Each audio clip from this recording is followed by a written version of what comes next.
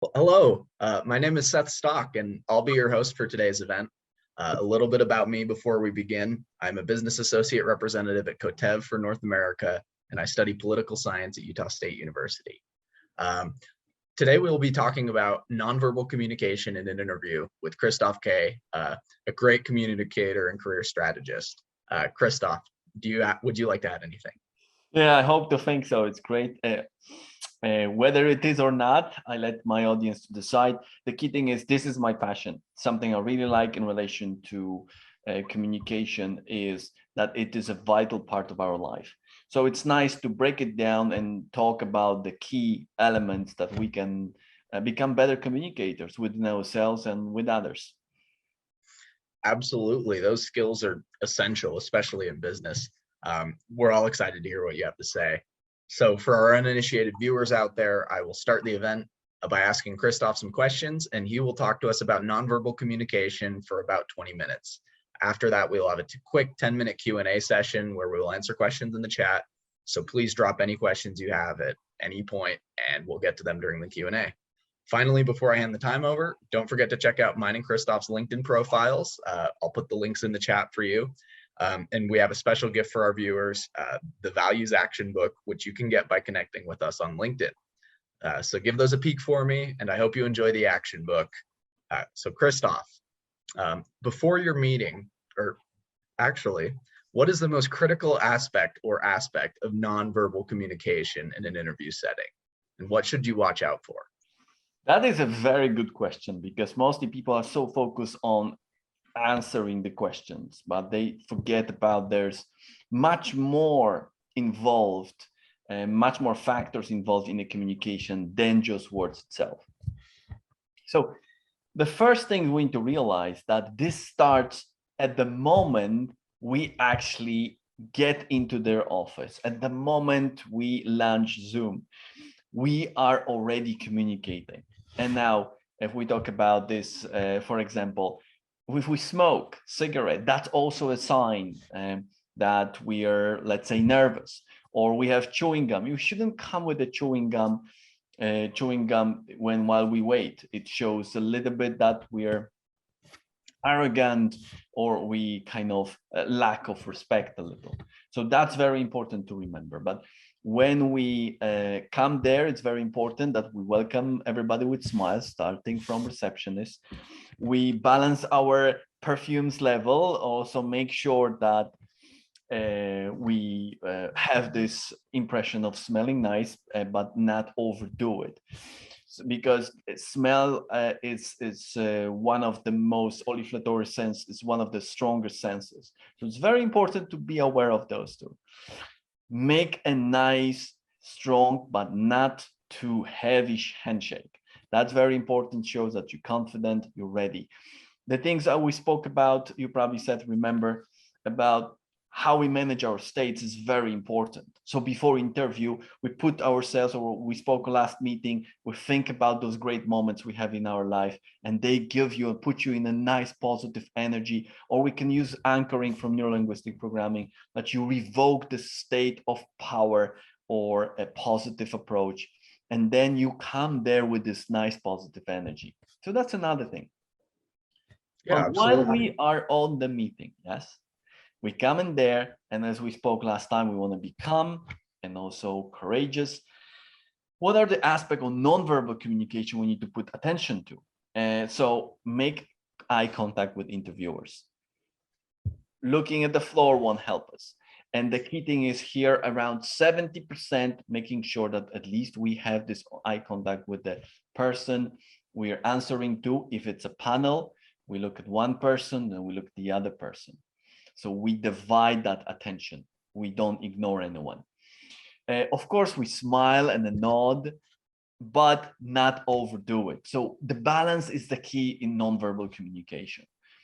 And it's better to sit straight and lean forward a little. It shows an interest. But when we sit back, relaxed, like John Wayne on the Western movies, it doesn't show that we're really come with a point of humility. It comes more of ignorance, and we don't want to sell that kind of image of ourselves. And then you learn by mistakes, you're observing yourself. So that is very important. Try to keep your feet on the ground. And when you don't know what to do with your hands, sometimes you can have a notepad or something in your hands, or put them on your legs, or you have a glass of water, you can keep it there. Of course, gestures are important, but you don't want to overdo it. You want to have the same way of keeping them in balance. Now, you try to listen and not interrupt. That's very important. You don't want to interrupt the other person. And stay calm. Calmness is a key thing that you will get more and more while during the interview. You interact with them and they bring this nice positive energy, and you always reply with smile. That's very important. When you give them a nice smile and handshake at the end, you say goodbye to the receptionist. That is a key thing, that you leave overall great impression on a non-verbal level. So how do you practice this? Of course, you record yourself, you see yourself again, you take a friend to help you with that. So those things are very crucial, because they sometimes are more decisive in especially interview context than sometimes the things that you say. They need to see if you're truthful, honest, or you really care. And that's things you can describe or you can convey within your tonality and your body language. Yeah, absolutely. The congruency between your words and what your words are saying and what your body language is saying is a very essential thing. And communicating effectively through your hands and through your whole body is a very powerful thing. And my second question for you, before your meeting, what can you prepare so that you are an effective nonverbal communicator? Well, business meetings are another important context in relation to nonverbal communication. And I would repeat some items because they're so crucial, whether it's interview or business meeting, like, for example, eye contact, okay? And this is something important when you have a boardroom of people. You want to make sure that when you talk, you try to focus on one person, you communicate so they feel that you communicate with them, and you divide this attention, like I mentioned, in relation to the interview. Now, you want to show conviction that you speak, that you want to show that you really, it's coming up from you, inside you. So this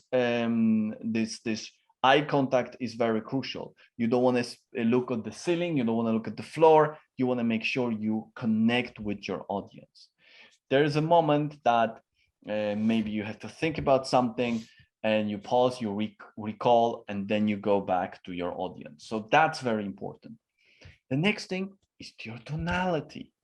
It's so important. You know, sometimes the same sentence can, in a different context, convey different message by just changing the tonality.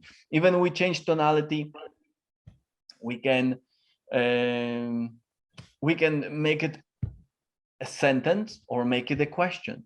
So that is very important to remember, that we need to make sure we give proper attention to tonality. So when we speak, we want to make sure we don't come as a rude person.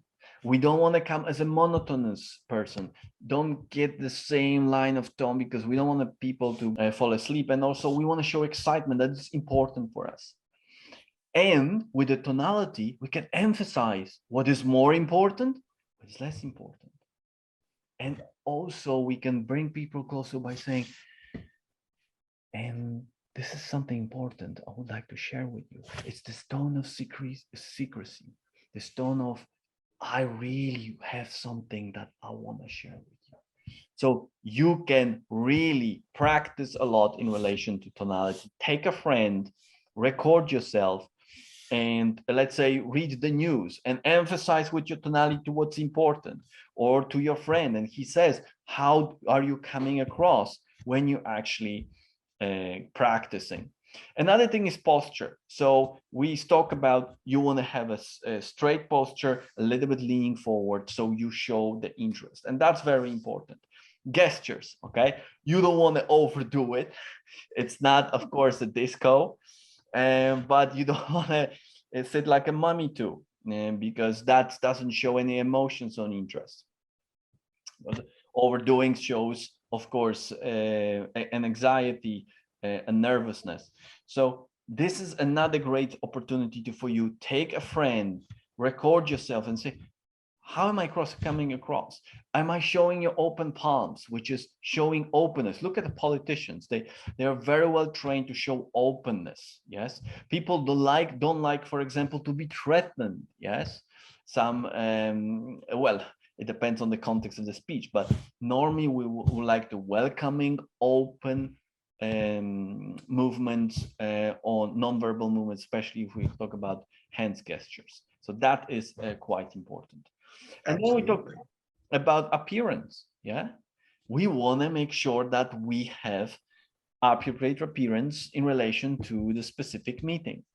If it's a casual meeting, you have more casual dress outfit. If it is more formal or semi-casual, you have smart casual or fully formal. And that is important, that you give the right weight. You recognize the weight of this specific meeting. So that's very important.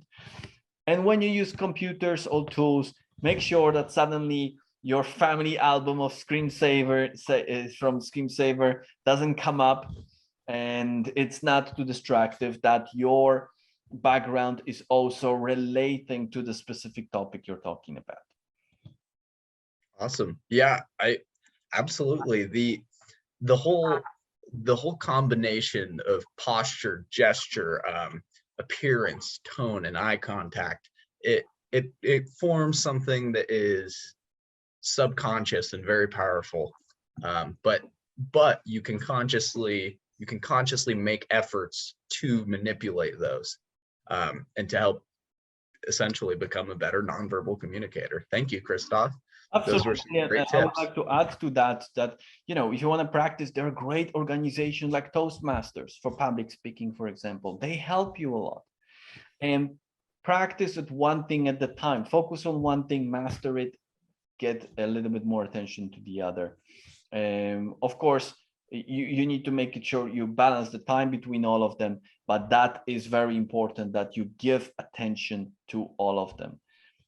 All of them needs to be nicely balanced. Absolutely. You can't go in with dousing yourself in cologne. that won't get you the job, but neither will staring one person down in the eyes. I want to say we have another event this Thursday, and also on Wednesday, I'm talking with the business coach and career coach from Dublin Business School. So all the events are on our LinkedIn page, and I would welcome you to check them out. Awesome. All right. Yep. I'll send out the same. Check out our LinkedIn profiles that are in the chat. And you can get the values action book if you connect with us, which is fantastic. Kristof, it was great to speak with you. You offered a lot of great information for us today. Perfect. Thank you very much. It's a pleasure. As you know, communication is my passion, and I want to make sure that this video will be available for everybody on LinkedIn. Absolutely. That's fantastic. All right. Well, I'll see you around, Kristof. See you for our next event. See you next Thursday. Sounds great. Thank you. Thank you.